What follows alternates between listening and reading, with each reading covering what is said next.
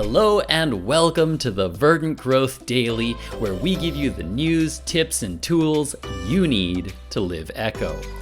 My goal is to help put you in the right mindset to live more in line with your own values and to change your life to make it more fulfilling, sustainable, and balanced with nature, all in 10 minutes a day. And yes, I finally changed my introduction to include 10 minutes a day, not 5 minutes a day, since I have never been able to do 5 minutes a day in my entire life. My name's Eugene, and this is episode 11. So for today, I didn't have a specific environmentally friendly thing that I wanted to talk about. And so I decided that today I just wanted to relax and not put any pressure on myself. Just take time to just open up and to just be me as much as I can. Because as much as I want to present a completely natural and real Eugene, going live is always going to add a certain feeling of nervousness that definitely comes across in how I talk. And so more and more, I want to try to be more natural when I go live and when I talk. And so I thought one of the reasons that it feels like I have to kind of, I don't want to say put on a show, but kind of present a little bit more of a showy Eugene, is that maybe I just haven't shown enough to everybody of who I am. So that's what I wanted to do a little bit today. I wanted to talk a little bit about the change I want to be and the reason that I started Verdant Growth. I'll probably have this kind of conversation a few times as I do this podcast, like say when we get to episode 50 or episode 100, because I have a feeling that this is something that is going to change a lot for me over time. I think that my ideas of what is environmentally friendly and what kind of influence that I have on people, I think is probably going to change over time. So this is going to be the reason that I started it as I think of it right now in January 2021. So here's basically it. The way I see it, increasingly, humans are out of balance with nature. We're the only species on the planet that is this much out of balance with nature. We are so far out of balance with nature that we have completely tipped the whole system out of control. We've just tipped the scales and we have put the entire ecosystem of the world out of balance. Climate change, species extinction, wildfires, wilderness degradation, extreme weather, plastic pollution filling the oceans and killing off tons of species of animals. We have done so much damage to the planet and we've just put it so far out of balance, and nobody is doing anything to stop it. There are so few people attempting to bring us back to a point of balance. Everyone is constantly looking for growth, more growth, advancing technology, more people, and we're so focused on making everything better for people. We have stopped noticing that we have, for the most part, thrown every other species, the ocean, every plant, under the bus in order for us to be able to move forward.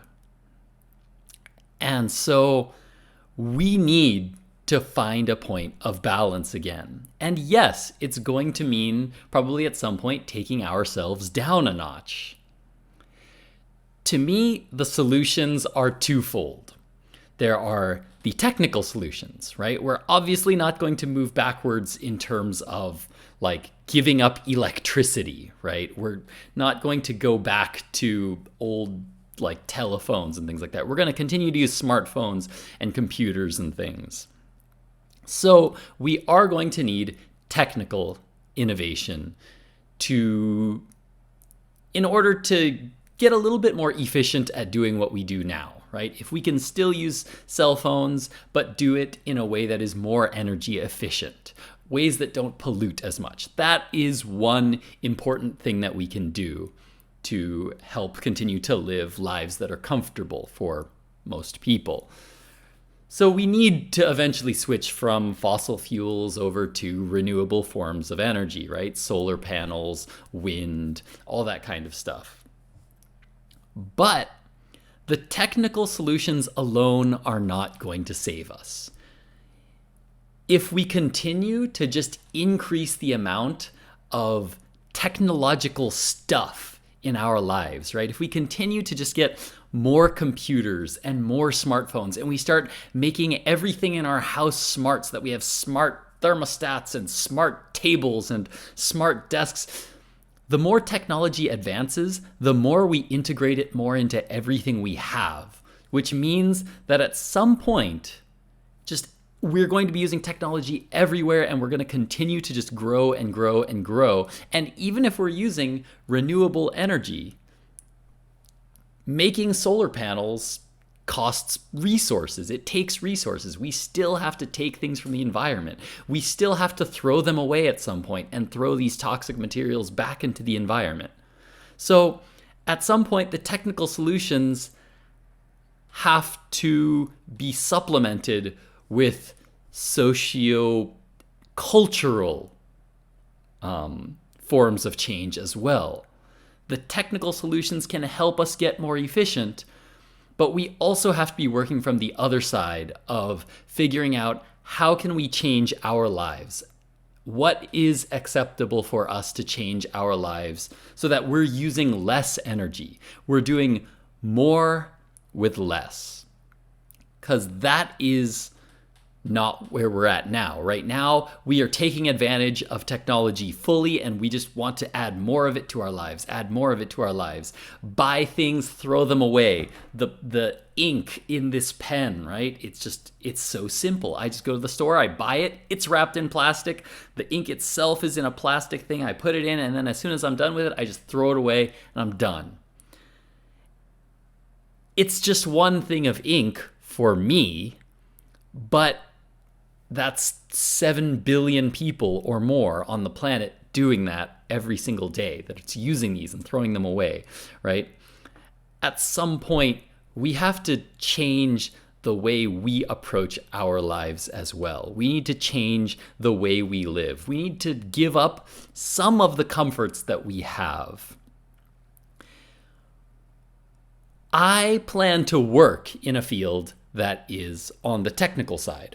I want to work in engineering. I want to become an energy engineer, somebody who is helping to move society into renewable forms of energy. But I recognize that those technological solutions are not going to save us. At some point, we also need to cause cultural change. We need to cause social change also. So that was what made me decide to start Verdant Growth. I needed a way to also start helping the planet from a cultural perspective. I wanted to have an influence on people, to help people to realize that, yes, technological solutions are good, but we also need to learn how to change the way we think. We need to change how we approach our own lives. We have to change. In America, every person uses resources like we have 4 planet Earths.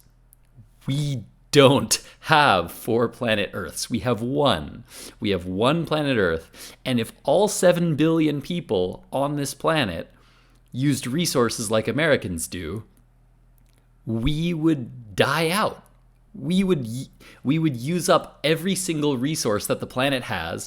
All other animals in life would die, and then so would we, just because the planet can't support that amount of food and electricity production, all the things that we do. So especially Americans have to learn how to use less. We have to learn how to do more with less.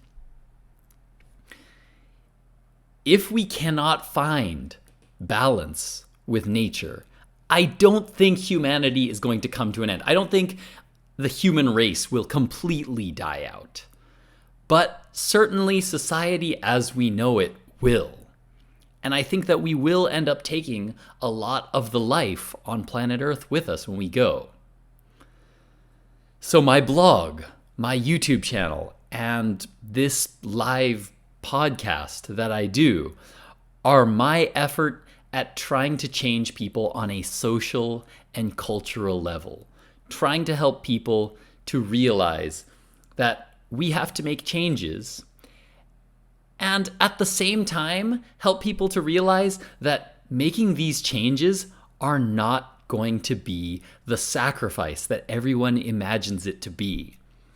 This is a long conversation, and if you guys have been listening to my podcast for the first 10 episodes, you guys already kind of know my opinion on this. But I have found that the changes that I have made in my life have not, while they have maybe felt like sacrifices at the beginning, have stopped feeling like sacrifices now, because I now live a life that is more connected with nature, more connected with my family.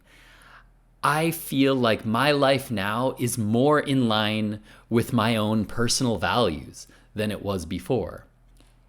And I think that, yes, my personal values, like, I value nature. Nature and the environment is part of my values. But I think that everyone else also, somewhere inside of them, also has that value within them. I think that everyone in some way loves some aspect of nature. It's the reason we go camping in the summer, right? It's the reason we go hiking on the weekends. Everyone loves nature to some level.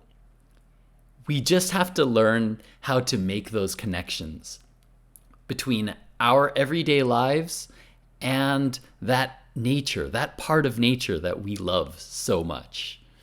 For me, that is the change that I want to be. I want to help everybody to realize that deep down, yes, you love nature.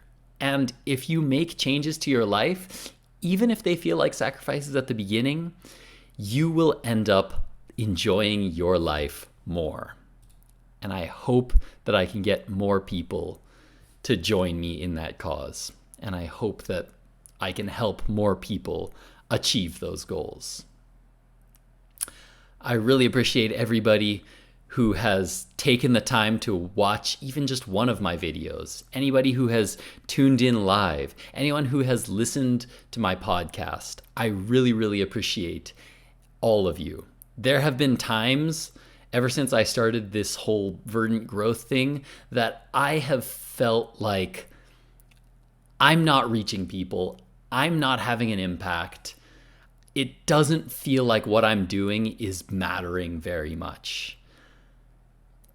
But every time that's happened, I've ended up talking with a friend or, getting some feedback from somebody on YouTube, from some person that I don't know that has said that they watched this one video that I had and it made them think more about their own impact on the environment, right? It made them think about, do I really want to be using this plastic bag today?